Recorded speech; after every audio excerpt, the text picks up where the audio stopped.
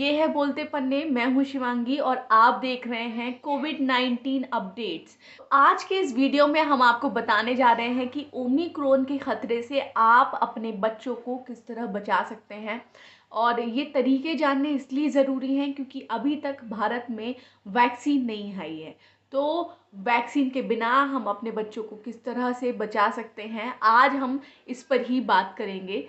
तो शुरू करते हैं। पहला सवाल जो हमारे दिमाग में आता है कि ओमिक्रॉन से बच्चों को कितना बड़ा खतरा है। इसका जवाब है कि अभी हाल में डब्ल्यूएचओ की वैज्ञानिक सौम्या स्वामीनाथन का बयान आया है और उनका कहना है कि इस वेरिएंट का जो फैलने की जो गति है वो डेल्टा से 3 गुना है। यानी दूसरी लहर में भारत में जिस वेरिएंट ने तबाही मचाई, उस वेरिएंट से ये 3 गुना ज़्यादा तेज़ी से फैलता है। और क्योंकि ये बहुत तेज़ी से फैल रहा है तो इसकी जद में वो सभी आ सकते हैं जो सबसे वनरेबल ग्रुप हैं इस समय। और सबसे वनरेबल ग्रुप हैं हमारे बच्चे और ऐसे लोग जो किसी दूसरी बीमारी के मरीज़ हैं। इसके अलावा जिन्होंने टीका नहीं लिया है और उनके लिए टीका आ चुका है, यानी कि वो वयस्क जो अभी तक टीका लेने से कतरा रहे हैं या लापरवाही कर रहे हैं, ये सभी लोग ओमिक्रॉन की जद में आ सकते हैं। आज हम बच्चों पर बात कर रहे हैं तो डब्ल्यूएचओ की ये जो चेतावनी है ये साफ साफ कहती है कि ओमिक्रॉन से बच्चे खतरे में हैं। दूसरी बात, 2 महीने पहले करीब एक चर्चा चली जिसमें कहा गया कि भारत में अगर तीसरी लहर आएगी तो सबसे ज़्यादा प्रभावित बच्चे होंगे। और अच्छी बात ये थी कि भारत में अभी तक तीसरी लहर नहीं आई, बल्कि कुछ वैज्ञानिकों का कहना है कि दूसरी लहर भी अभी तक ख़त्म नहीं हो पाई है ठीक से। और हालांकि अब 7-8 हज़ार केसेस आ रहे हैं तो मान के चला जा रहा है कि ये वेव फाइनली अब जाने की दिशा में है। हालांकि इसमें भी कई सवाल हैं कि टेस्टिंग नहीं हो रही है तो एग्जैक्टली नहीं पता चल रहा है कि जो केसेस सरकार दिखा रही है 8,000 7,000, क्या उतने ही केसेस आ रहे हैं या उससे ज़्यादा मरीज़ पॉजिटिव हो रहे हैं। तो ये एक और बात है। तो अब तीसरी लहर अगर आती है तो बहुत ज़्यादा माना जा रहा है कि ओमिक्रॉन वेरिएंट की वजह से तीसरी लहर आ सकती है। उसका कारण ये है क्योंकि ये दक्षिण अफ्रीका से शुरू हुआ और दक्षिण अफ्रीका में अभी ये सबसे डोमिनेंट वेरिएंट है। इसके ही सबसे ज़्यादा मरीज़ आ रहे हैं। ब्रिटेन में भी ये बहुत तेज़ी से फैल रहा है और कई और देशों में, अमेरिका में भी बहुत तेज़ी से फैल रहा है। तो माना जा रहा है कि जिस तेज़ी से दूसरे देशों में फैल रहा है, भारत में भी उस तेज़ी से फैल सकता है। और भी 4-5 दिन में ही भारत में 21 मरीज़ आ चुके हैं ओमिक्रॉन से पॉजिटिव। अच्छी बात थोड़ा सा राहत देती है वो ये है कि भले डब्ल्यूएचओ ने ये कहा कि ये 3 गुना ज़्यादा संक्रामक है डेल्टा के मुकाबले, लेकिन ये कितना जानलेवा है इस बात के अभी तक कोई सबूत नहीं मिले हैं। और दुनिया भर में अभी तक ओमिक्रॉन से कोई मौत नहीं हुई है। ज़्यादातर इसके जो पॉजिटिव मरीज़ हैं वो हल्का संक्रमण है उन्हें। और ये एक अच्छी बात है। तो फिलहाल हमारे बच्चे जो है इस डेंजर में तो हैं, लेकिन ये डेंजर कितना बड़ा है ये आगे आने वाला वक्त बताएगा। दूसरा सवाल जो हो सकता है हम सबके मन में कि ओमिक्रॉन से क्या अभी किसी भी कंट्री में बच्चे पॉजिटिव हो रहे हैं, तो हाँ, हो रहे हैं। दक्षिण अफ्रीका ने पिछले हफ्ते करीब 3 दिन पहले यहाँ के स्वास्थ्य विभाग ने एक प्रेस कॉन्फ्रेंस की और प्रेस ब्रीफिंग में बताया कि इस समय दक्षिण अफ्रीका में हर एज ग्रुप में लोग पॉजिटिव हो रहे हैं ओमिक्रॉन से। और उन्हें सबसे ज़्यादा चिंता ये है कि ओमिक्रॉन की वजह से 5 साल से छोटे बच्चे भी पॉजिटिव हो रहे हैं। हालांकि हॉस्पिटलाइजेशन की स्थिति बहुत कम मामलों में आई है ऐसे बच्चों में, ज़्यादातर माइल्ड इन्फेक्शन अभी तक पाया गया है। लेकिन उन्होंने ये चिंता जाहिर की कि 5 साल से कम उम्र के बच्चे पॉजिटिव हो रहे हैं और जो टीन एज है 15 से 19 साल का, ये एज ग्रुप में भी बहुत सारे लोग पॉजिटिव हो रहे हैं। तो ये एक हमारे लिए भी चिंता की बात होगी। दक्षिण अफ्रीका में भी बच्चों के लिए टीका नहीं आया है, गरीब देश है।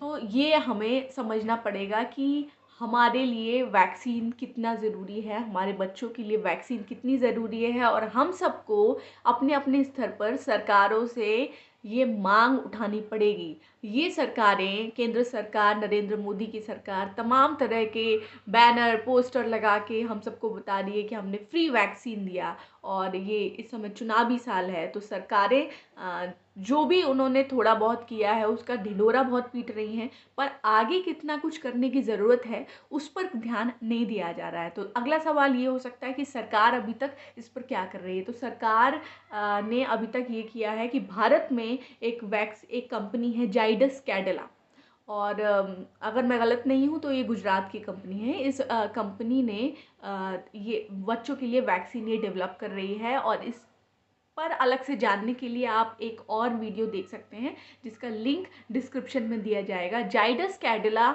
की वैक्सीन जो है वो बिना सुई वाली वैक्सीन है, और इसमें 3 डोज हैं। हम सब ने जो वैक्सीन ली है वो 2 डोज वाली वैक्सीन है, लेकिन इसमें 3 डोजेज़ हैं बच्चों के लिए।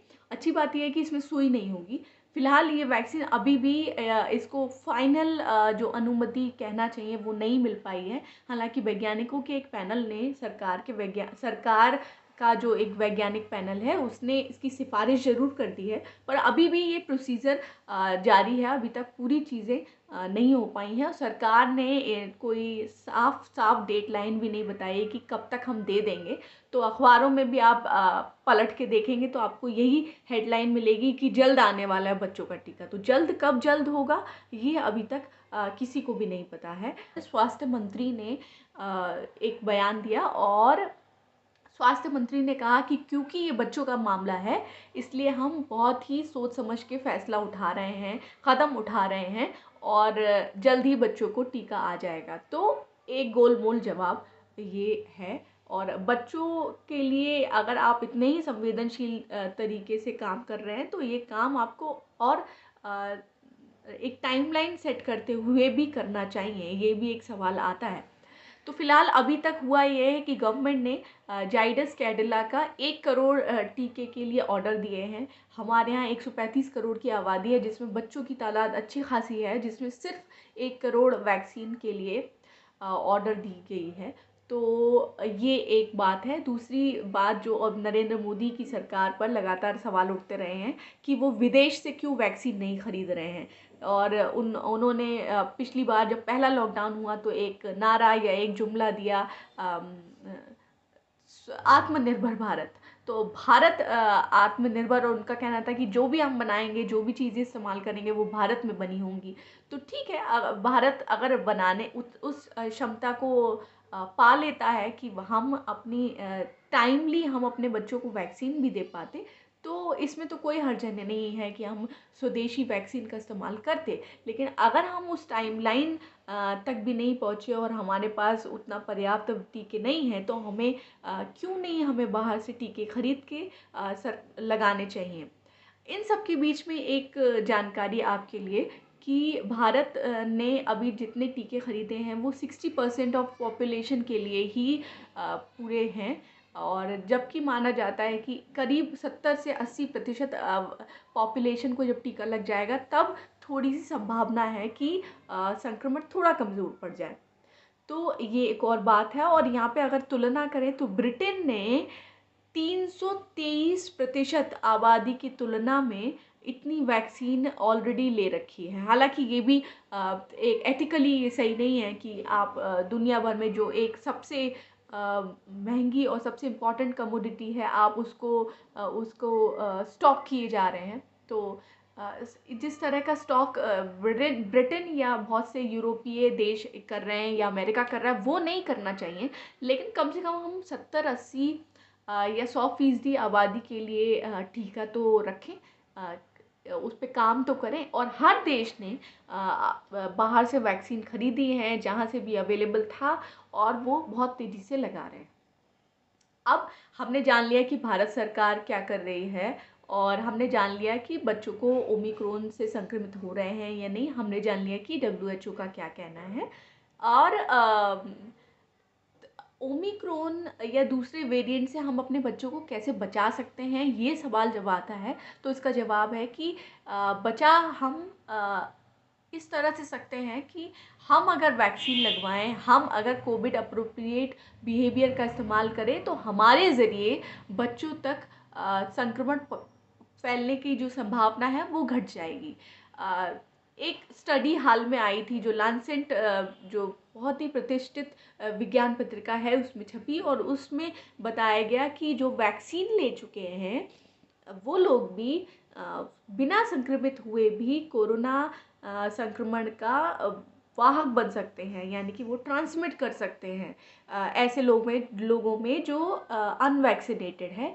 तो ये स्टडी ब्रिटेन के घरों में की गई और पाया कि बहुत से ऐसे लोग जो वैक्सीनेटेड है वो अपने घर में अनवैक्सीनेटेड लोगों तक कोविड पहुंचा रहे हैं, जाने अनजाने। तो हमें ये सोचना पड़ेगा कि हम कितने सावधान हैं अपने व्यवहार को लेकर। हम जब बाहर जाते हैं तो हम कितना मास्क लगा रहे हैं, कितनी दूरी बना के रख रहे हैं, हाथ साफ कर रहे हैं या नहीं।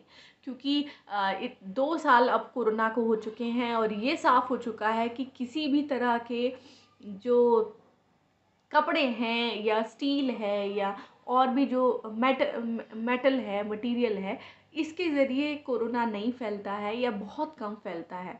ये जो फैलता है वो सीधे सीधे सांस के ज़रिए ही सबसे ज़्यादा फैलता है, और हमारे हाथ में अगर वो कीटाणु रह जाते हैं, वायरस रह जाता है, तो वो हमारे गंदे हाथ जब नाक पे जाते हैं तो वो वहाँ हमारे श्वसन के करीब के ज़रिए हम जो सांस लेते हैं उसके ज़रिए शरीर के अंदर एंटर हो जाता है। तो ये एक प्रोसेस है। तो हमें अपने ऊपर ध्यान देना पड़ेगा अगर हम अपने बच्चों को सेफ रखना चाहते हैं, क्योंकि हमारे पास कोरोना की जो वैक्सीन है उसका हथियार हमारे बच्चों के लिए नहीं है।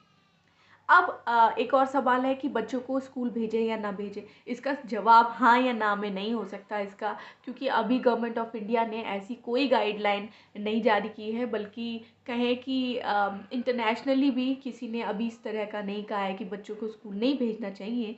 लेकिन इसके साथ ही एक और बात ये है कि अभी हाल में हरियाणा को 1 दिसंबर से स्कूल खोलने थे, पर उन्होंने स्कूल नहीं खोले, और ओमिक्रोन की खबर आने के बाद ठीक ऐसा ही मुंबई ने भी किया।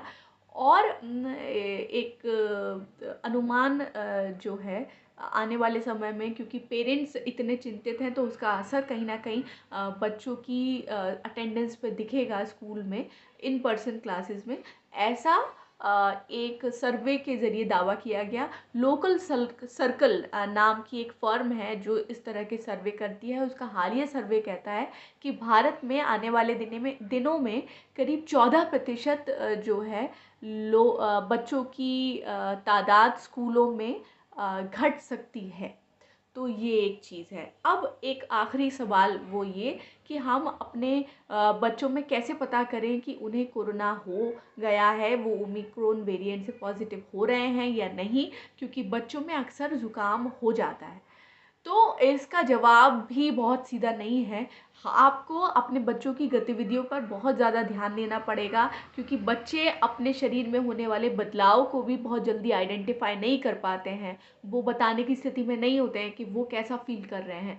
तो आपको बहुत ही समझदारी से उन्हें देखना पड़ेगा।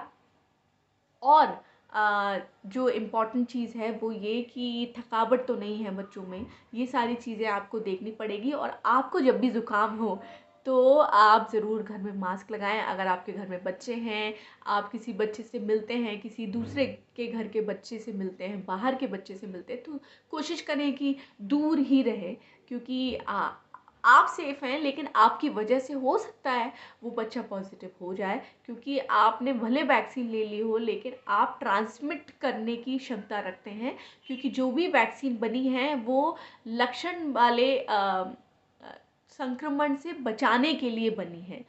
लक्षण वाले संक्रमण या बिना लक्षण वाले संक्रमण को फैलाने से रोकने के लिए वैक्सीन नहीं बनी है। इसमें भी अलग अलग कैटेगरीज होती हैं।